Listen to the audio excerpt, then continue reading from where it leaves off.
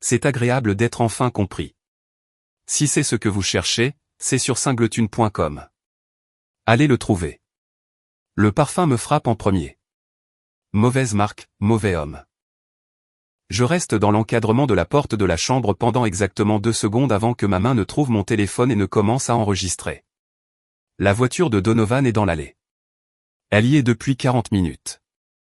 J'ai compté le temps à partir du moment où j'ai quitté la route 9 et l'ai vue garée sur le trottoir comme si elle y avait sa place.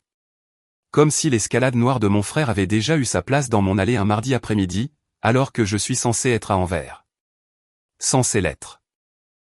Je suis rentré un jour plus tôt parce que les pierres n'étaient pas prêtes. Et voilà ce que vous rapporte le fait d'être en avance. Je me tiens dans l'encadrement de la porte et je compte jusqu'à 30. Je compte parce que j'ai besoin de savoir quel genre d'homme je suis.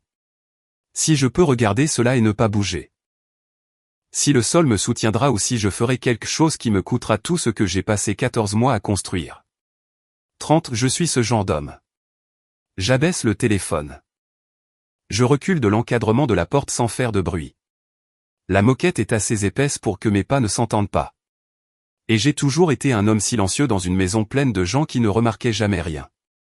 En bas des escaliers, la cuisine.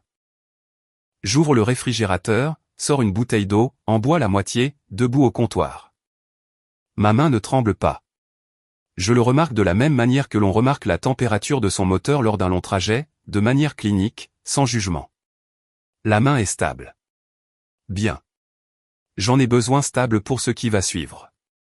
Ce qui va suivre n'est pas une confrontation. Ce qui va suivre, c'est le sous-sol. Je ferme le réfrigérateur.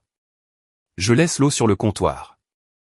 Je marche jusqu'à la porte du sous-sol, je l'ouvre et je descends.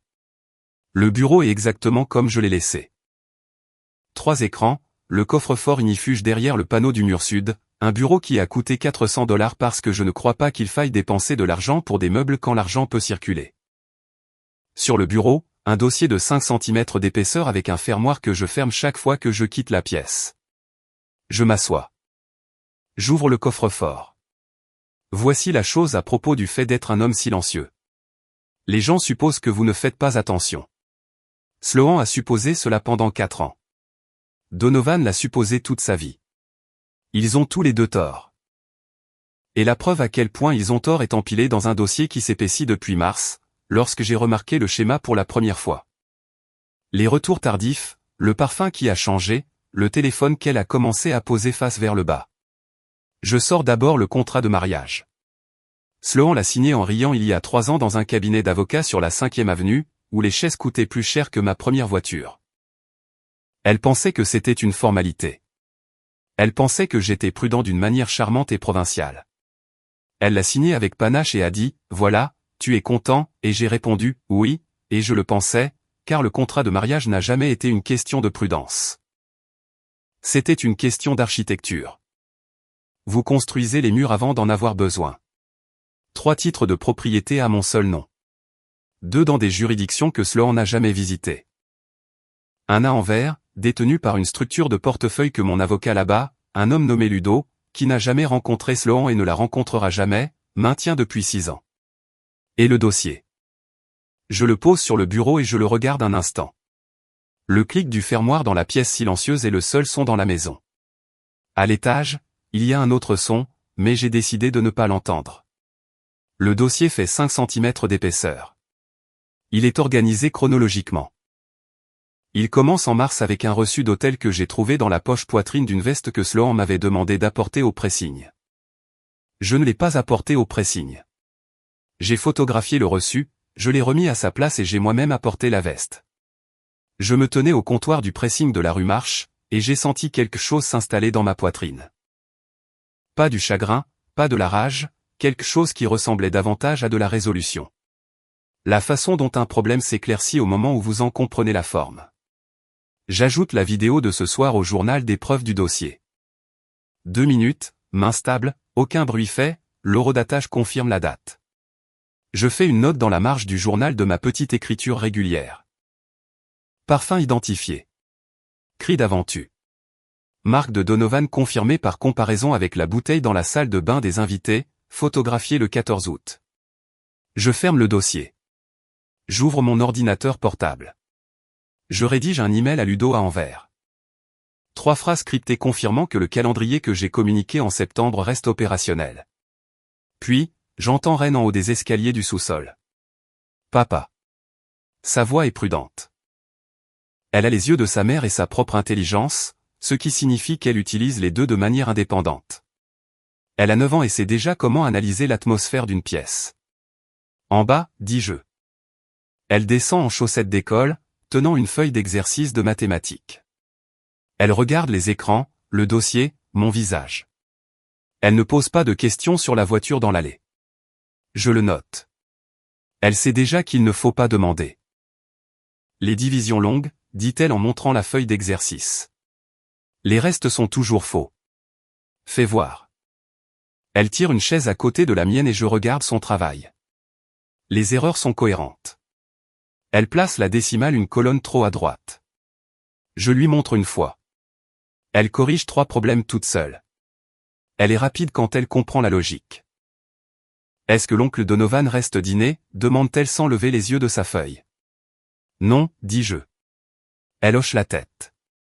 Elle ne demande pas pourquoi. Elle termine le dernier problème et vérifie sa réponse 2 fois avant de l'entourer. Je la regarde travailler et je prends une décision. Le calendrier était de 6 semaines. Je le passe à 4. Après qu'elle soit remontée, j'ajoute un élément de plus au dossier.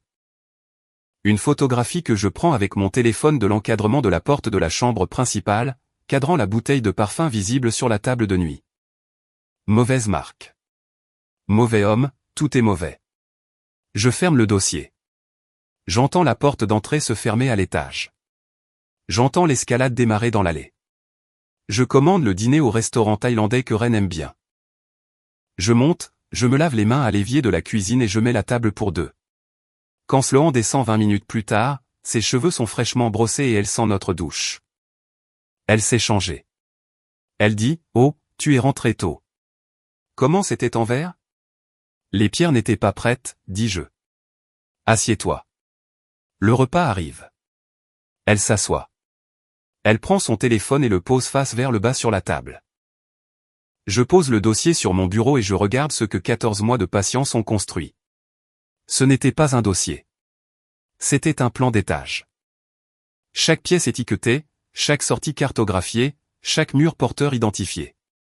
Sloan pensait qu'elle vivait dans notre mariage. Elle vivait à l'intérieur d'un dossier que je construisais depuis avant même qu'elle ne sache quel en était le sujet. La clinique de la rue Marche a une salle d'attente de la couleur de vieilles dents. Je suis assis sur une chaise en plastique et je lis le résultat 2 fois. Puis une 3e fois, non pas parce que je ne le comprends pas, mais parce que je veux que le langage spécifique soit précis dans ma mémoire, traçable, récemment acquis. Le médecin, un homme prudent nommé Dr OY, qui est mon médecin depuis 11 ans, me tend le document dans une enveloppe et dit « Je vous recommande un suivi dans 90 jours ». Il le dit sans inflexion. Il a déjà vu cela. Je me tiens dans le couloir devant son bureau, sous la bande de lumière fluorescente qui bourdonne à la mauvaise fréquence, et je photographie le document. Chaîne de possession, date, heure, mes initiales dans la marge. Je l'ajoute au dossier que je porte dans la poche intérieure de ma veste, une version plus fine, la copie de travail. Ensuite, j'appelle la femme de Donovan. Elle répond à la 2e sonnerie. Petra Ashford Mercé, née Ashford, avocate d'affaires, 41 ans, a ce genre de voix qui semble être passée par un filtre à maille fine. Tout est précis, rien n'est gaspillé. Parlons, dit-elle. Je pense que nous devrions prendre un café, Petra. Je crois que nous avons des intérêts qui se recoupent. Une pause. Pas de la surprise, de la considération. Quand, dit-elle. Demain matin, dans ta cuisine. Je le préparerai. Je remets le téléphone dans ma poche et je traverse à nouveau la salle d'attente. La lumière fluorescente bourdonne derrière moi. Je ne me retourne pas. La cuisine de Petra, au 7 du Nord Circle, est en granit et en acier inoxydable, avec une qualité de silence qui provient d'une maison où quelqu'un est resté seul avec ses pensées pendant très longtemps. Elle ouvre la porte avant que je ne frappe. Elle porte un blazer anthracite sur une chemise blanche, ce qui est la façon dont Petra s'habille quand elle s'attend à ce qu'une réunion soit importante. L'enveloppe Kraft est déjà sur la table de la cuisine quand j'entre. 2 tasses de café qui refroidissent à côté. Elle ne propose pas de réchauffer le mien. Elle s'assoit en face de moi et dit « J'attendais ton appel, Arlon. Je commençais à penser que tu n'avais rien remarqué. » « J'ai remarqué en mars, dis-je. J'attendais de voir de combien de cordes ils avaient besoin. » Elle me regarde fixement. Puis elle fait glisser l'enveloppe sur le granit. 4 mois, dit-elle. Reçu d'hôtel, relevé de carte de crédit, et une photo prise par ton voisin. Je ne savais pas que c'était ton voisin jusqu'à la semaine dernière. J'ouvre l'enveloppe.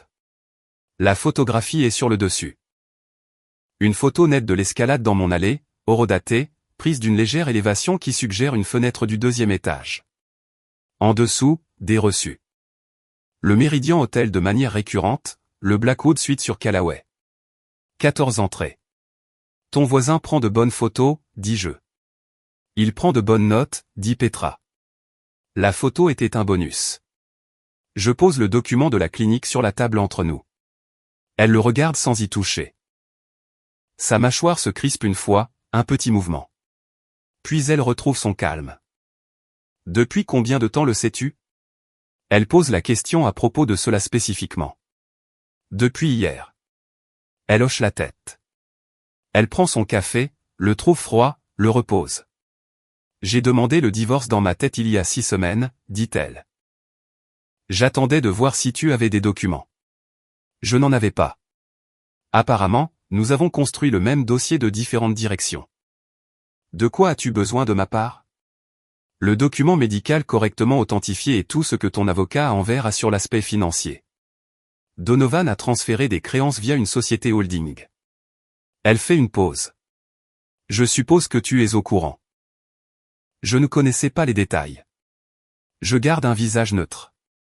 Dis-m'en plus. Une société holding enregistrée au nom de Sloan Monsieur Mercé depuis août.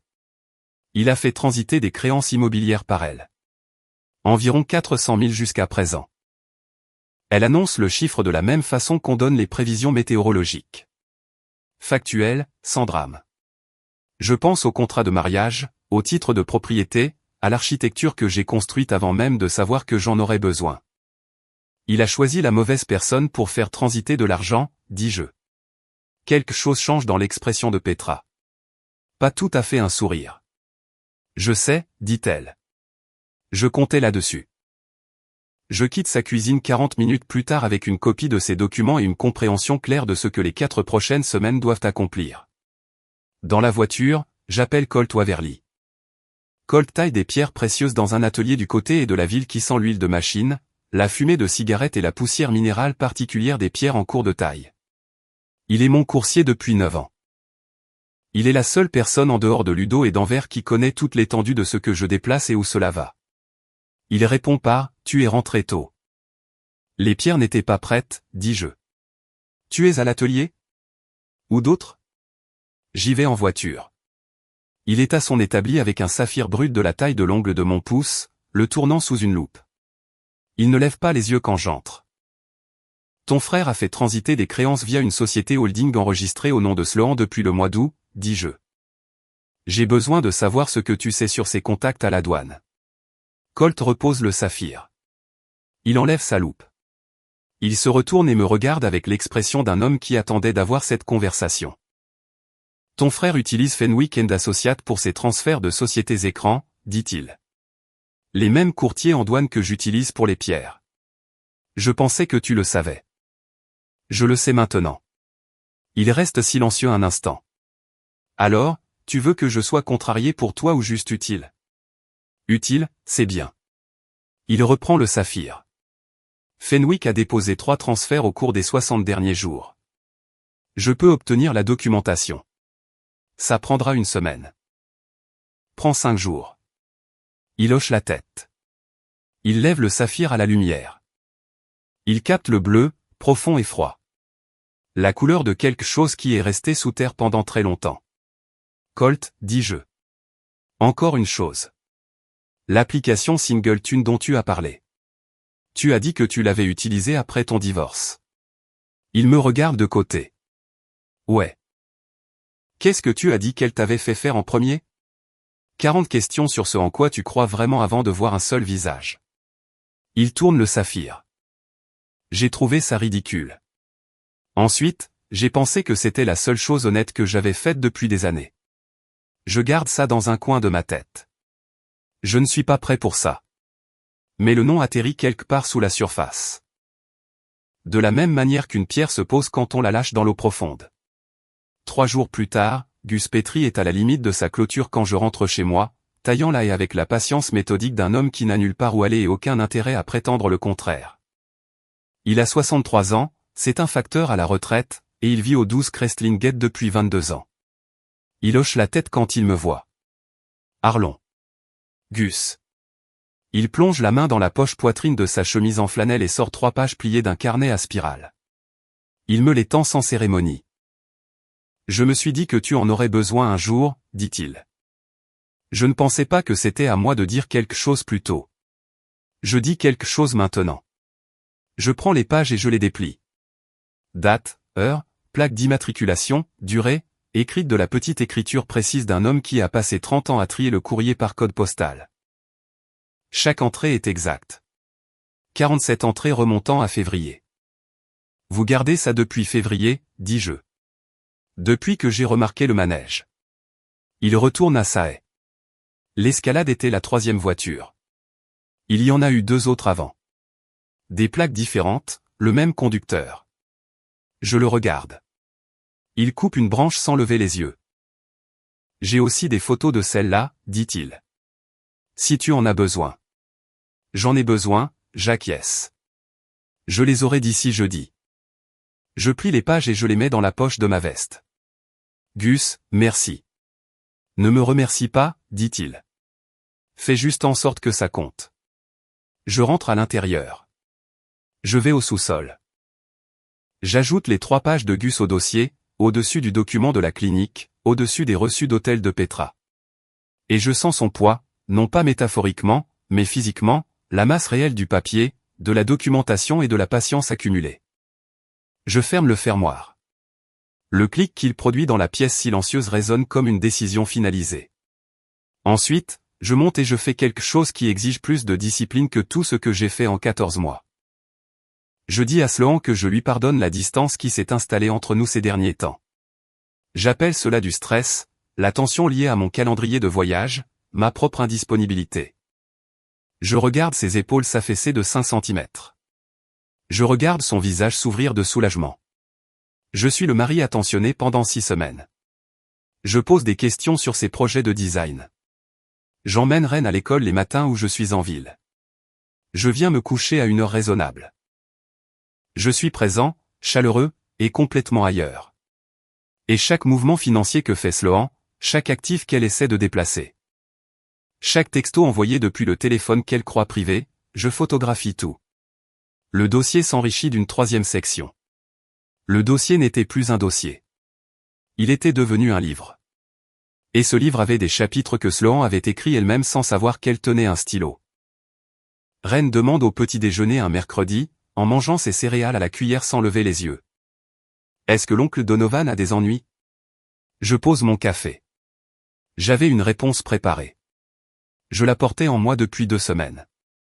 Quelque chose de lisse et neutre sur le fait que les adultes ont des désaccords et que parfois les relations familiales deviennent compliquées. J'ouvre la bouche pour la prononcer. Elle m'observe avec sa propre intelligence et je décide que la réponse préparée est une insulte envers elle. Certaines personnes ne sont pas ce que nous pensions, Ren, dis-je. Elle y réfléchit. Ouais, dit-elle. Je sais. Elle retourne à ses céréales. Je reste avec ça un moment. Elle a 9 ans et elle le savait déjà. Elle a observé avec les yeux de son père dans le visage de sa mère, et elle a tiré ses propres conclusions. La confrontation a lieu cette semaine-là. Je suis sur le chantier de construction de Velom Road un jeudi matin parce que le chef de projet de Donovan, un homme nommé Hall, me doit une conversation au sujet d'un litige de limite de propriété qui affecte un terrain adjacent à l'un de mes titres de propriété. Je me gare. Je fais le tour du périmètre du site. J'ai la conversation avec Hall en 4 minutes parce que Hall est efficace. Je retourne à ma voiture quand j'entends l'escalade arriver. Donovan sort rapidement. Il a vu ma voiture. Son visage a la couleur de quelqu'un qui s'est raconté une histoire dans sa tête pendant tout le trajet et qui est arrivé à la version où il gagne. Tu es allé chez Petra, dit-il. Il tire 1,80 m de confiance d'emprunt d'un casque de chantier qu'il porte à la main plutôt que sur la tête. Je sais que tu y es allé. Je veux savoir ce que tu fais. Hall avait besoin d'une signature, dis-je. Je continue de marcher. Il se met devant moi. Sa main atterrit sur ma poitrine. Pas une poussée, pas encore. Un placement, une revendication. Ne t'éloigne pas de moi. Je m'arrête. Je regarde la main sur ma poitrine. Je regarde son visage. Il donne le premier coup de poing. Il m'atteint sur la pommette gauche. Il est droitier et il a télégraphié son coup pendant une seconde entière avant qu'il n'atterrisse, mais je l'ai laissé atterrir parce que j'en ai besoin pour le dossier. La douleur est vive et spécifique, un impact net. Et je recule d'un pas et j'attends. Il lance le deuxième. Je me déplace à l'intérieur cette fois, à l'intérieur de l'arc de son bras. Et je mets mon épaule contre sa poitrine, avec mon poids derrière. Et je le fais reculer contre la clôture à mailles losangées. La clôture cliquette. Il attrape ma veste. Je mets mon avant-bras en travers de sa clavicule et je le maintiens là. Je ne le frappe pas, je ne l'étrangle pas. Juste de l'attente dans l'immobilité. La façon dont on maintient un problème en place pendant qu'on décide quoi en faire. Sa respiration est bruyante. La mienne ne l'est pas, tu restes loin de ma femme, dit-il. Tu m'entends? Tu restes loin d'elle. Tu aurais dû y penser. Et je réponds, pour la tienne ou pour la mienne? Il essaie de se repousser de la clôture. Je le laisse faire. Il frappe encore. Je m'écarte et il trébuche et se rattrape sur un genou, et je le regarde se remettre sur ses pieds, et je retourne à ma voiture. Je ne me retourne pas. Ma pommette est déjà en train d'enfler quand je monte dans la voiture. J'en prends une photographie dans le rétroviseur, horodatage visible. Je l'envoie à mon avocat avec un message de 3 mots. Documenté, Velom Road. Puis je conduis. L'appel suivant, je ne m'y attends pas, Renata Vos m'appelle un vendredi soir. La mère de Sloan a 66 ans, c'est une ancienne propriétaire de galerie d'art, une femme avec une posture élégante et cette qualité de voix particulière qui vient d'une vie passée dans des pièces où l'on évaluait des objets de valeur. Elle a toujours été correcte avec moi, polie. Je n'ai jamais été sûr qu'elle m'appréciait. Arlon, dit-elle, j'ai vu le document que Petra a envoyé, le document médical. J'attends. Je l'ai mieux élevé que ça. Renata dit, j'ai besoin que tu saches que je sais ce qu'elle fait et je ne vais pas prétendre le contraire. Merci, Renata. Elle reste silencieuse un moment. Je peux l'entendre respirer, de manière prudente et contrôlée. J'aimerais être là, dit-elle. Quand ça arrivera, quoi que tu prévois. Je vous garderai une place. Une autre pause.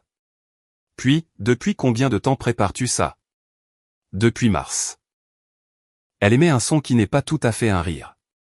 Je le pensais. Dit-elle, je l'ai pensé en avril, en fait, quand tu es venu dîner et que tu étais si calme. Je me suis dit soit il ne sait rien, soit il sait tout. Elle fait une pause. Je suis désolé de ne pas avoir appelé plus tôt. Vous appelez maintenant, dis-je. Après avoir raccroché, je m'assois dans le bureau du sous-sol, au bureau avec les 3 écrans et le dossier. Et je pense au chantier de construction de Donovan, à la clôture à mailles losangées et à la façon dont je l'y ai maintenu. Je pense au dossier dans le coffre-fort. Je pense à la méthode que j'ai utilisée pour obtenir la correspondance commerciale de Donovan, une méthode sur laquelle mon avocat a soigneusement évité de poser des questions, ce qui me fait comprendre qu'elle se situe du mauvais côté de la ligne. J'ouvre le dossier à la section de la correspondance commerciale. Elle fait 40 pages.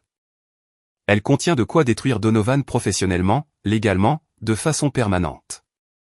Fraude, exposition fiscale, 2 structures de sociétés écrans qui ne survivent pas à un examen approfondi. Je pourrais remettre cela à un procureur fédéral et m'en aller. Je reste avec ça pendant une nuit entière. À 3 heures du matin, je le ferme. Non pas parce que Donovan ne mérite pas toutes les conséquences contenues dans ces 40 pages. Il les mérite.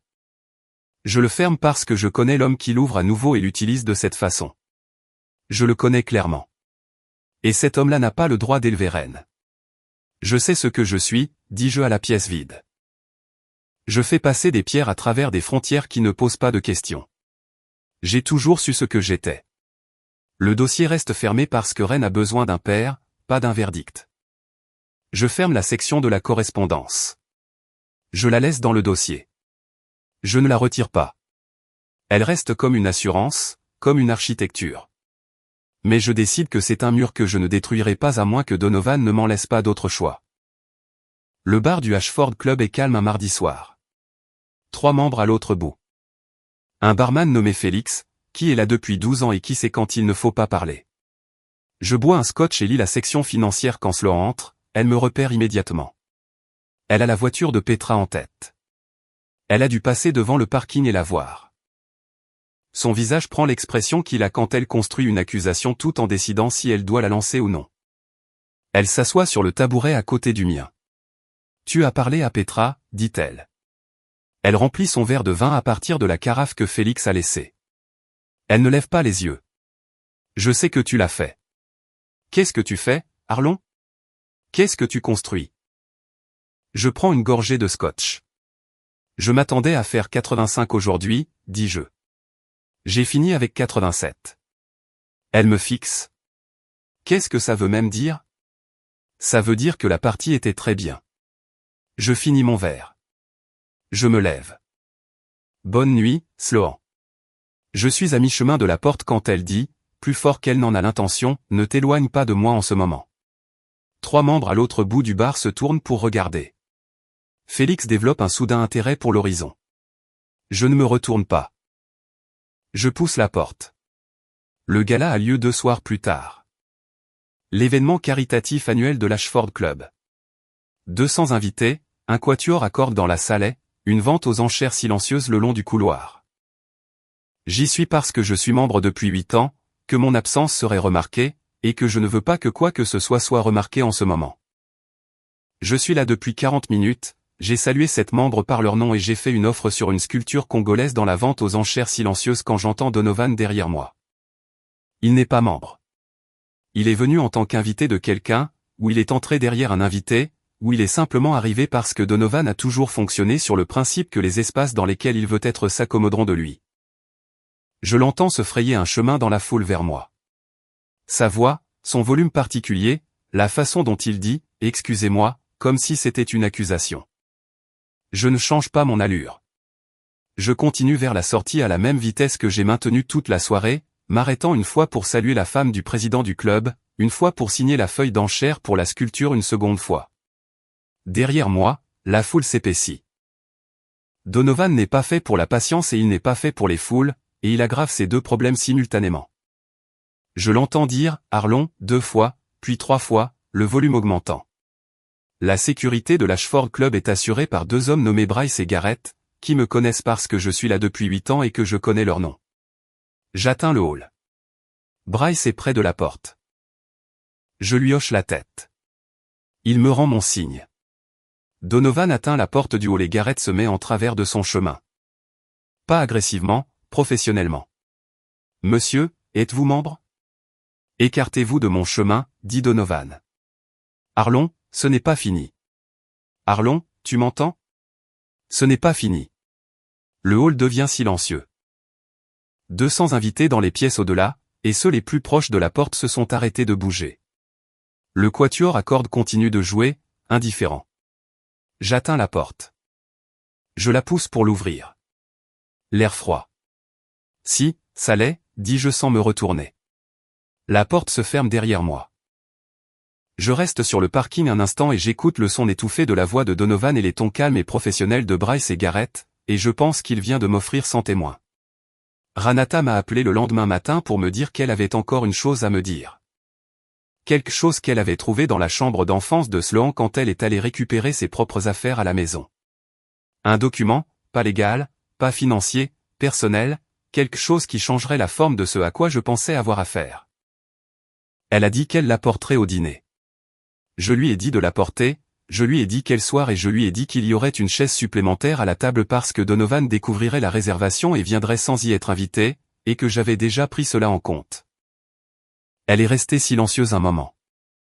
Puis elle a dit, « Tu es prêt depuis longtemps, n'est-ce pas ? Je lui ai dit la vérité, depuis mars. La séquence commence un lundi matin à 7 heures par un appel téléphonique à Anvers. Ludo répond à la 3e sonnerie, ce qui signifie qu'il est déjà à son bureau. Il a 61 ans, il est belge, et il a la qualité de patience qui vient d'une carrière passée dans des juridictions où la patience est la devise principale. Il est mon avocat depuis 9 ans. Il n'a jamais rencontré Sloan. Commence la séquence, dis-je. Tout. Les instruments de Sloan, dormants, pas fermés. Je veux qu'elle voie les comptes. Je ne veux simplement pas qu'elle y ait accès. Une pause pendant qu'il écrit quelque chose. Les transferts de propriété sont déjà terminés. La structure de portefeuille d'Anvers est scellée. Les 2 titres de propriété nationaux sont déjà enregistrés, dis-je. Je sais. Concentre-toi sur les instruments qu'elle peut voir. Je veux que son avocat les trouve, y accède, et découvre qu'ils sont accessibles exactement de la même manière qu'une fenêtre l'est, visible, présente, et infranchissable. Ludo émet un son qui pourrait être de l'appréciation. C'est une cruauté bien spécifique, dit-il. C'est de l'architecture, dis-je. Il commence la séquence. Voici ce que fait la séquence. Chaque compte que l'avocat de Sloan trouvera est réel. Chaque solde est exact. Chaque actif est documenté, titré, et apparemment disponible. Et chacun d'entre eux est structuré à travers un mécanisme de portefeuille dans une juridiction qui exige, avant que tout transfert ne puisse être initié, une cosignature du titulaire du compte d'origine, c'est-à-dire moi. Et une fenêtre d'authentification de 48 heures avec un composant de clé physique conservé dans un coffre-fort à Anvers. Elle peut tout voir. Elle ne peut accéder à rien. La société holding que Donovan a construite pour qu'elle s'y réfugie est une autre affaire. L'avocate de Petra, une femme nommée Thatcher, que j'en suis venu à considérer comme un instrument de précision dans un costume humain, a demandé un audit médico-légal de la société le jeudi précédent. L'audit est déjà en cours. Les 400 000 $ que Donovan a fait transiter par là sont maintenant des preuves dans 2 procédures distinctes. Je pense à tout cela, assis à mon bureau, le 3e écran affichant l'email de confirmation de Ludo qui arrive. Quand le bruit retentit de l'extérieur, ce n'est pas un bruit subtil. C'est le bruit d'un véhicule accélérant à travers la barrière d'un parking, le craquement de la barrière, le raclement du métal sur la pierre, la percussion particulière d'une aile avant rencontrant un pilier à grande vitesse. Je me lève et je vais à la fenêtre. L'escalade de Donovan est dans l'aire de stationnement à l'extérieur du bâtiment qui abrite mon bureau. L'aile avant est enfoncée contre la roue. Le bras de la barrière est en 3 morceaux sur le trottoir. Il sort de la portière du conducteur avec les mouvements spécifiques et délibérés d'un homme qui est ivre à 10 heures du matin et qui essaie de ne pas le montrer. Je me rassieds. Je prends mon téléphone et j'appelle la sécurité du bâtiment. Ensuite, j'appelle mon avocat. Donovan vient de défoncer la barrière du parking en conduisant, dis-je. Il y a une couverture par caméra de sécurité de tout le parking. J'ai besoin d'une assignation à comparaître pour obtenir les images dans les 48 heures. Mon avocat, Garrison, 60 ans, le genre d'homme qui porte le même costume en toute saison parce qu'il a décidé il y a 40 ans que les décisions concernant les vêtements ne valaient pas la peine d'être prises, dit, je l'aurai d'ici jeudi. Les images deviennent des preuves. La déclaration de sinistre de Donovan devient une preuve. Le taux d'alcoolémie, que le policier qui intervient documentera, devient une preuve. Je regarde par la fenêtre le policier arriver et Donovan se disputer avec lui sur le parking, touchant son col toutes les 30 secondes, ce que j'ai remarqué être l'habitude de Donovan quand il construit une version des faits à la volée.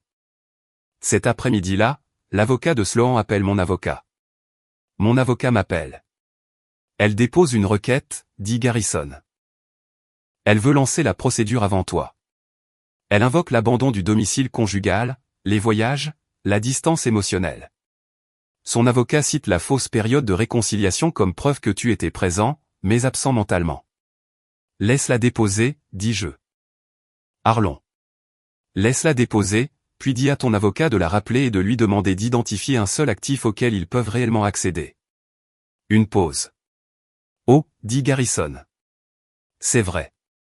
Ce soir-là, Sloan rentre à la maison et me trouve dans la cuisine. Elle a les papiers du divorce à la main. Je peux voir qu'elle s'est préparée à cela toute la journée. La crispation de sa mâchoire, la façon dont elle se tient, le poids en avant. les papiers tendus comme un drapeau. Tu as tout gelé, dit-elle. Tu ne peux pas faire ça. Tu ne peux pas juste tout geler et faire comme si de rien n'était.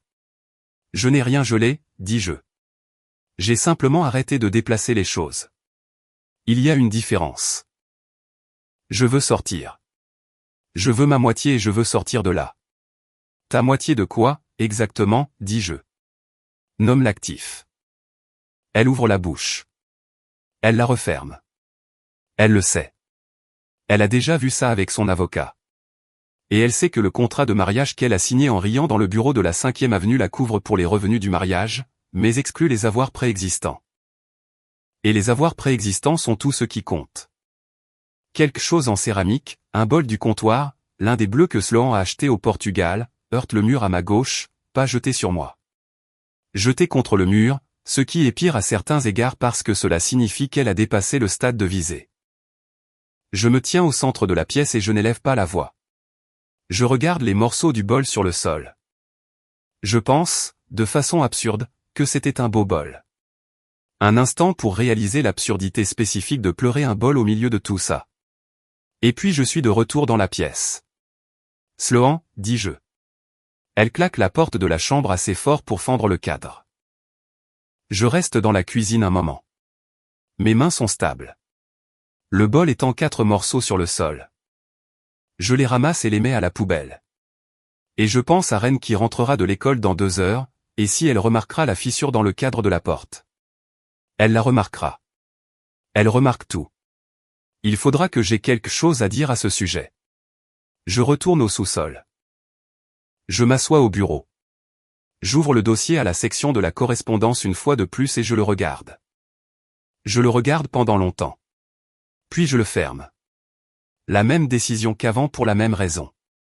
L'équipe d'aménagement paysager arrive à l'entrée du lotissement fermé un jeudi matin. 3 personnes et un camion, pour redessiner le jardin d'entrée sur lequel le syndicat de copropriété se dispute depuis 2 ans. Je sors pour relever mon courrier et je vois la chef de projet debout au bord du parterre existant, le regardant comme on regarde un problème qu'on a déjà résolu dans sa tête. Elle a à peu près mon âge, les cheveux foncés tirés en arrière, et porte des chaussures de travail qui ont de la vraie terre dessus. Elle tient un porte-bloc et prend des notes avec l'attention concentrée de quelqu'un qui n'a pas envie d'être interrompu. Je récupère mon courrier. Je suis presque rentré quand elle dit sans lever les yeux de son porte-bloc, le drainage existant est complètement faux. Celui qui a conçu cela n'a pas tenu compte de la pente. Je sais, dis-je, le syndicat se dispute à ce sujet depuis 2 ans. 2 ans de dispute et personne n'a juste réparé le drainage. Elle prend une autre note. C'est fascinant. Je m'arrête. Arlon Mercé, dis-je, numéro 14. Elle lève les yeux. Nadia ROR. Elle fait un signe de tête vers le parterre. Ça va prendre 3 semaines. Le drainage à lui seul, c'est 1 semaine. Le syndicat va se disputer à ce sujet aussi. Ils peuvent se disputer, dit-elle, l'eau s'en fiche. Nous parlons pendant 20 minutes de choses sans importance. La pente de la propriété, la composition du sol, l'indifférence apparente du concepteur précédent à l'hydrologie de base. Elle est pratique et directe, et elle ne remplit pas le silence avec du bruit, ce que j'en suis venu à considérer comme une qualité rare. À un moment donné, elle mentionne en passant qu'elle a trouvé un entrepreneur grâce à Singleton, pas romantiquement, un contact professionnel, quelqu'un qui avait fait du travail pour un client avec lequel elle s'était connectée via la fonction communautaire de l'application. Elle dit que l'évaluation des valeurs lui avait posé une question à laquelle elle pensait depuis. Que protégeriez-vous même si cela devait vous coûter tout ce que vous avez, dis-je. Elle me regarde. Ce n'est pas celle que j'ai eue, dit-elle. La mienne c'était, sur quoi vous êtes-vous trompé et qu'en avez-vous appris? Qu'avez-vous répondu? Elle regarde à nouveau son porte-bloc. Que je m'étais trompé sur ce à quoi ressemble la sécurité. Et que j'avais appris qu'elle ne vient pas d'une autre personne. Elle vient du fait de se connaître suffisamment bien pour que la bonne personne ne soit qu'une confirmation. Je la regarde un instant. C'est une bonne réponse, dis-je. Elle acquiesce, déjà replongée dans ses notes. Le drainage est toujours faux, dit-elle. Je rentre à l'intérieur. Je m'assois au bureau. Je pense à ce qu'elle a dit sur la sécurité, sur le fait de se connaître suffisamment bien. Je pense au dossier et au contrat de mariage et aux 14 mois et je me demande si tout cela correspond à ce qu'elle entend par se connaître. Je pense que cela pourrait être quelque chose de totalement différent. Je réserve la salle à manger privée du Ashford Club cet après-midi-là. La même table que pour le dîner initial. La table d'angle dans la salle privée. Des murs en acajou, des chaises en cuir, le genre de silence qui coûte cher. Je la réserve pour vendredi. J'appelle Petra. J'appelle Ranata. J'appelle Gus, qui dit qu'il a une veste et une cravate et qu'il sera là. Je laisse une chaise supplémentaire à la table. Je n'appelle pas Donovan. Il le découvrira par Sloan. C'est ça le but. Je pose la confirmation de réservation sur mon bureau à côté du dossier et je les regarde tous les deux pendant un moment. Le dossier était complet. Il l'était depuis 3 semaines. Je n'attendais pas plus de preuves, mais la bonne pièce, la bonne table, la bonne configuration de personnes qui avaient chacune contribué à ce qu'il y avait à l'intérieur. Sloan entrerait en s'attendant à une conversation. Ce qu'elle trouverait à la place serait un compte-rendu, chaque ligne budgétaire, chaque date, chaque reçu. Et au bas de la dernière page, dans le langage spécifique et irréversible d'un document médical, la seule chose qu'elle ne pourrait pas justifier, reclassifier ou renvoyer. La salle à manger privée du Ashford Club à 6 chaises autour d'une table qui peut en asseoir 8. J'arrive à 19h15. Le maître d'hôtel, un homme nommé Ellsworth, qui est là depuis plus longtemps que moi, prend mon manteau sans commentaire. Je pose le dossier sur la table. Je m'assois. Sloan arrive en premier à 19h30. Elle lit la pièce de la même façon qu'elle le fait toujours, rapidement, cataloguant ce qu'elle voit avec curiosité. Elle voit la table dressée pour 6, le dossier, mon visage. Elle se trompe sur les 3. Je suis contente que tu aies voulu parler, dit-elle. Elle s'assoit en face de moi et pose son téléphone face vers le bas sur la table. Elle s'est habillée avec soin. La robe en soie grise qu'elle sait que j'aime, les boucles d'oreilles en perles. Elle est venue préparer à une réconciliation. Petra arrive à 19h35. Elle s'assoit en face de Sloan sans parler. Sloan la regarde, puis me regarde, et quelque chose dans son visage se recalibre. Ranata arrive à 19h40. Elle ne serre pas sa fille dans ses bras. Elle s'assoit au bout de la table, croise les mains sur ses genoux et regarde le centre de la table. Sloan dit « Maman ». Et Ranata répond « Pas encore ». Gus arrive à 19h45 dans une veste sombre et une cravate avec de petits losanges répétitifs. Il s'assoit à l'autre bout de la table, croise les mains, et a l'air à l'aise. Il a la patience d'un homme qui a passé 30 ans à trier le courrier par code postal et qui n'a jamais été pressé de sa vie. La chaise supplémentaire attend à 20h. À 20h15, Donovan franchit la porte. Il s'arrête sur le seuil. Il observe la table. Il observe Petra. Il observe Ranata, qui ne le regarde pas. Il observe Gus, qu'il ne reconnaît pas. Il observe le dossier. Je fais un geste vers la chaise vide. Je ne m'assois pas, dit-il. C'est bien, dis-je. Tu peux rester debout. Il regarde Petra. Elle le regarde avec l'expression de quelqu'un qui observe une réaction chimique prévisible se terminer. Il s'assoit. La pièce est silencieuse. Le bruit de la salle à manger principale est étouffé par les murs en acajou. De l'argenterie, des conversations à voix basse, la vie indifférente des gens qui n'ont aucune idée de ce qui se passe à 3 mètres de là. J'ouvre le dossier. Je ne parle pas. Je tourne la première page et je la pose sur la table pour que tout le monde puisse la voir. Reçu d'hôtel, Méridien Hôtel, 14 mars. Je tourne la page suivante. Méridien Hôtel, 28 mars. Je tourne la suivante. Je les passe lentement, une à la fois. Le son de chaque page qui se tourne est le seul son dans la pièce. Sloan regarde les pages s'accumuler. Ses mains sont sur ses genoux. Après la 6e page, elle tend le bras par-dessus la table et pose sa main sur la mienne. Arlon, arrête. Je regarde sa main sur la mienne. Je ne la déplace pas, 41 reçus d'hôtel, dis-je, 14 mois. Ton frère. Tu ne comprends pas ce que. Je ne mets ma bouche nulle part où Donovan a été. Je la regarde fixement.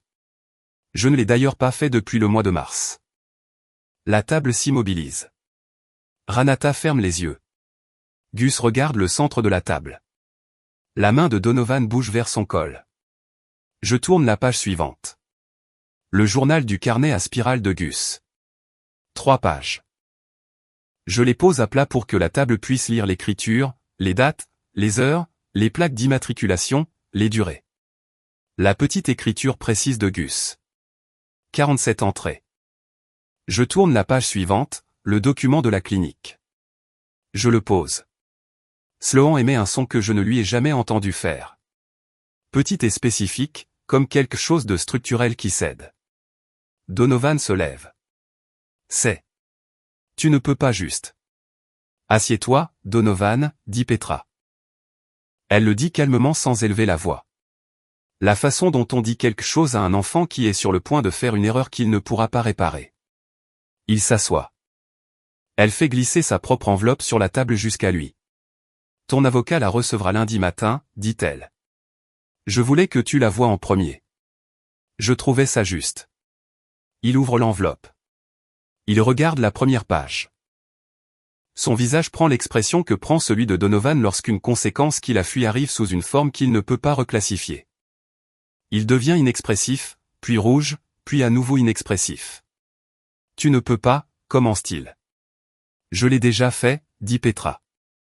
L'audit médico-légal, la société holding, les 400 000 $ désormais documentés dans 2 procédures juridiques distinctes. La déclaration de sinistre de la barrière du parking, que son propre assureur a signalé comme suspecte compte tenu des circonstances. Les images de sécurité. Donovan me regarde.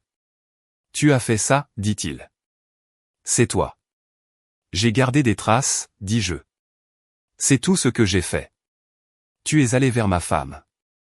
Ta femme est arrivée aux mêmes conclusions, tu lui as donné toutes les raisons d'y arriver. Je ferme le dossier. Elle a construit son propre dossier. J'ai construit le mien. Nous avons comparé nos notes. Il regarde Petra. Elle regarde sa propre copie des documents. Elle ne lève pas les yeux. Gus prend la parole pour la première fois depuis qu'il s'est assis. Il dit doucement à personne en particulier, ma petite fille a utilisé une application de rencontre après son divorce, appelée Singletune. Un test de valeur avant toute autre chose.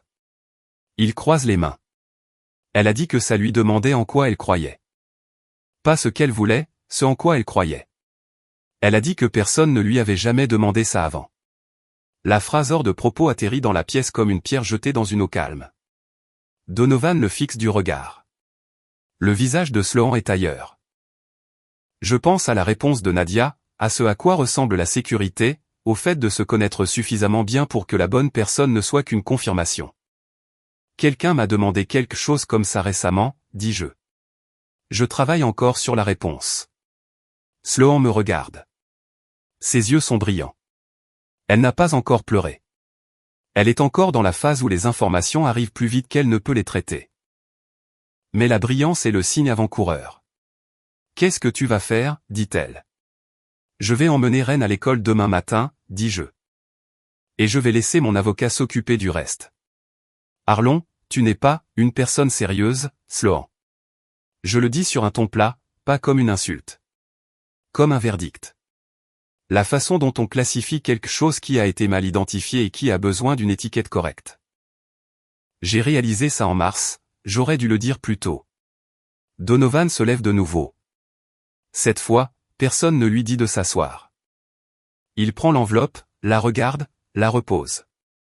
Il regarde Petra.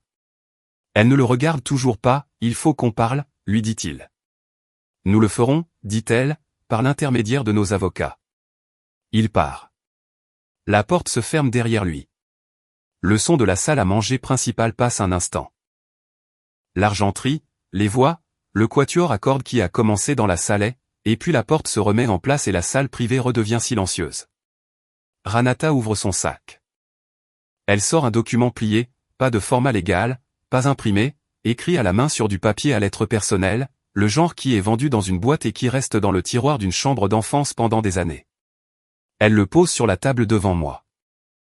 J'ai trouvé ça dans sa chambre, dit-elle à la table. Quand je suis allé récupérer mes affaires à la maison la semaine dernière. Elle ne regarde pas Sloan. Je pensais que tu devrais l'avoir. Je le déplie.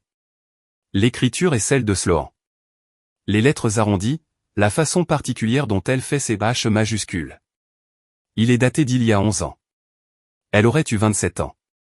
C'est une lettre à Donovan. Je la lis une fois. Je la lis une deuxième fois. Puis je la plie et je la tiens dans mon poing fermé pendant un moment. La façon dont je tiens une pierre quand je l'évalue, ressentant le poids, la température, la densité spécifique de la chose. La lettre décrit, dans le langage direct et sans phare d'une jeune femme de 27 ans qui n'aurait jamais imaginé que sa mère la trouverait, un plan. Épouser quelqu'un de stable et calme. Quelqu'un qui fournira la structure, les revenus et la tranquillité. Garder Donovan près de soi. Avoir les deux. La lettre n'est pas cruelle dans son ton. Elle est factuelle, presque pragmatique, écrite par quelqu'un qui avait décidé que c'était simplement comme ça que les choses s'arrangeraient. Elle me nomme, pas par mon nom. Elle ne me connaissait pas encore, mais par la description, quelqu'un de stable, quelqu'un qui ne posera pas trop de questions. Je regarde Sloan. Elle regarde la lettre dans mes mains. Son visage fait quelque chose que je ne lui ai jamais vu faire. Pas de la culpabilité, à laquelle je m'attendais, et pas de la défiance, à laquelle je m'attendais aussi. Quelque chose de plus proche de l'épuisement. L'épuisement d'une personne qui a maintenu une construction pendant très longtemps et qui vient de la regarder s'effondrer. J'avais 27 ans, dit-elle. Je sais, dis-je. Ce n'était pas. Je ne voulais pas, elle s'arrête. Elle recommence. Ça ne devait pas se passer comme ça. Non, dis-je. J'imagine que non. Je mets la lettre dans le dossier. Je ferme le fermoir. Le clic qu'il produit dans la pièce est le même son qu'il fait toujours. Net, spécifique, final. Je me lève. Je boutonne ma veste. Je regarde autour de la table. Petra, composée, pensant déjà au lundi matin. Gus, les mains croisées, patient comme toujours. Ranata, les yeux baissés. L'immobilité particulière d'une femme qui a fait la chose la plus difficile qu'elle n'ait jamais faite et qui en porte maintenant le poids. Merci, dis-je à tous, et à chacun d'entre eux séparément. Je prends le dossier. Je franchis la porte de la salle privée, traverse la salle à manger principale où le quatuor à cordes joue quelque chose que je ne reconnais pas, traverse le hall où Ellsworth récupère mon manteau sans qu'on le lui demande, et franchis la porte d'entrée pour me retrouver sur le parking. Le froid me frappe immédiatement, vif et indifférent. L'air de novembre ne transportant rien. Ni la chaleur de la pièce derrière moi, ni l'odeur du dîner, rien. Juste le froid, l'obscurité, et le bruit de la ville au loin. Je m'assois dans ma voiture un moment. Je ne conduis pas encore. Je pense à ce que signifie la lettre, pas à sa trahison. Je connaissais la forme de la trahison depuis 14 mois, et la lettre ne faisait que nommer ce que le dossier avait déjà documenté. Ce à quoi je pense, c'est à la description. Quelqu'un de stable, quelqu'un qui ne posera pas trop de questions. Elle avait eu raison sur la partie stable. Elle s'était catastrophiquement trompée sur les questions. Je démarre la voiture. Je sors du parking de l'Ashford Club sur la route principale et je reconduis vers Crestline Gate. Ren est à la maison avec la babysitter, endormie à cette heure-ci. Il est 21h47 et elle a école demain. Je pense à la feuille de mathématiques, à la décimale une colonne trop à droite. À la façon dont elle a corrigé 3 problèmes sans qu'on le lui demande une fois qu'elle a compris la logique. Elle a 9 ans et elle sait déjà comment corriger ses propres erreurs. J'arrive à Crestline Gate, je me gare devant la maison et je vois la voiture de Sloan dans l'allée. Elle a dû quitter le club juste après moi, ou avant. Elle est debout dans l'allée. Elle porte la robe en soie grise, elle a les bras croisés contre le froid et elle regarde mes phares s'approcher dans l'allée. Je reste assis dans la voiture un moment. Je la regarde dans l'allée. Elle ne bouge pas. Puis je passe la marche arrière. Je recule lentement, en la regardant dans le rétroviseur. La robe grise, l'air froid, la façon dont elle reste là sans bouger comme si rester immobile était la dernière chose qu'elle pouvait contrôler. Le portail se ferme derrière moi. Je le regarde se fermer dans le rétroviseur, les bras métalliques balayant l'espace, et puis elle est de l'autre côté, et la route devant moi est vide et sombre. Je conduis vers le nord sur la route 9. L'air de la nuit entre par la fenêtre entr'ouverte, froid et spécifique, ne transportant rien. Sur le siège arrière, Ren dort. J'avais appelé la babysitter depuis le parking et lui avais demandé d'amener Ren à la voiture, attachée, prête. J'avais prévu cela. Je l'avais planifié depuis mars. Je conduis, le dossier est sur le siège passager. La ville s'éloigne derrière moi. Devant, la route est droite, sombre, et entièrement à moi. Je plonge la main dans la poche de ma veste et referme ma main sur le saphir brut que Colt m'a donné il y a 2 semaines. Une pierre pas encore taillée, pas encore classifiée, qui ne vaut rien pour quiconque ne sait pas ce que c'est. Je la porte sur moi depuis qu'il me l'a donnée. Elle est froide, lourde et spécifique dans mon poing. Le poids de quelque chose qui est resté sous terre pendant très longtemps et qui commence seulement à être compris. Je la tiens pendant un moment. Puis je la remets dans ma poche. Sur le siège arrière, Ren respire régulièrement, plongé dans les rêves que font les enfants. Quand leur père les conduise quelque part en sécurité. Je continue de conduire.